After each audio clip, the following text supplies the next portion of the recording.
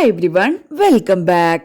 കുറച്ചു നാളുകളായി ഗജരാവ് ഡ്രീംസിന്റെ ആക്ടേഴ്സുമായി നടത്തിയ ഇന്റർവ്യൂവിലെ ചില ടോക്സ് ഇപ്പോൾ ട്രെൻഡിംഗ് ആണ്. അവരുടെ വാക്കുകൾ ഇങ്ങനെ: എന്താണ് ഗജരാവോ ഡ്രീംസ് എന്ന് ആദ്യം തന്നെ പ്രൊഡ്യൂസറായ മനോജേട്ടനോട് ചോദിക്കുന്നുണ്ട്. ഒരു സൗഹൃദത്തിന് വളരെയധികം പ്രാധാന്യം നൽകിക്കൊണ്ട് യുവാക്കൾക്ക് ഇഷ്ടപ്പെടുന്ന എല്ലാ കണ്ടന്റുകളും ചേർന്ന ഒരു പ്യുവർ എന്റർടൈനർ. എന്നാൽ യുവാക്കൾക്ക് മാത്രമല്ല എല്ലാവർക്കും ഇഷ്ടപ്പെടുന്ന രീതിയിൽ യാത്രകളെ സ്നേഹിക്കുന്നവർക്ക് വളരെ ഇഷ്ടപ്പെടുന്ന ഒരു മൂവി തന്നെയാണ് ഗജരാവോ ഡ്രീംസ്. ഗജരാവോ അമ്പലത്തിന് മുൻപ് ഞങ്ങൾ ചിന്തിച്ചത് അജന്ത എല്ലോറയാണ്. അവിടേക്കായിരുന്നു ആദ്യം പ്ലാൻ ഇട്ടത്. പിന്നീട് അതിനെക്കുറിച്ചും ഗജരാവോവിനെ കുറിച്ചും ഒരുപാട് പഠിച്ചു. അപ്പോൾ ഗജരാവോയാണ് കുറച്ചുകൂടി പഴയ ടെമ്പിൾ, അതിലുപരി അതിലെ രതിശില്പങ്ങൾ. അതാണ് നമ്മുടെ കഥയിലെ കൂടുതൽ ഡ്രാഗ് ചെയ്തത്. യുനെസ്കോയുടെ അണ്ടറിലുള്ള ടെമ്പിൾ ആണത്.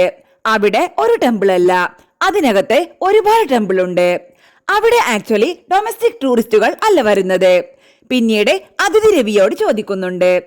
4 പേരിൽ ഒരേ ഒരു പെൺതരി അതിഥിയാണ്. ഇതുവരെ ചെയ്തു വന്ന കഥാപാത്രങ്ങളിൽ നിന്നും വ്യത്യസ്തമായ കഥാപാത്രമാണ് അതിഥിയുടേത്. സിനിമയിൽ മാത്രമല്ല റിയൽ ലൈഫിലും ഞാൻ ഇങ്ങനത്തെ ഒരു ക്യാരക്ടറേ അല്ല.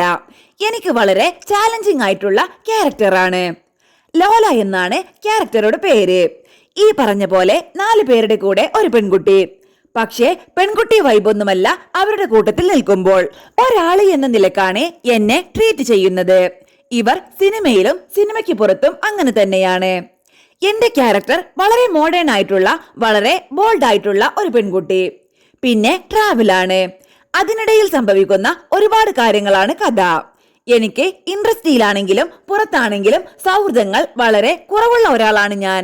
ഈ സിനിമ ചെയ്യാൻ വരുമ്പോൾ ആകെ അറിയുന്നത് ബാസിയെ മാത്രമാണ്.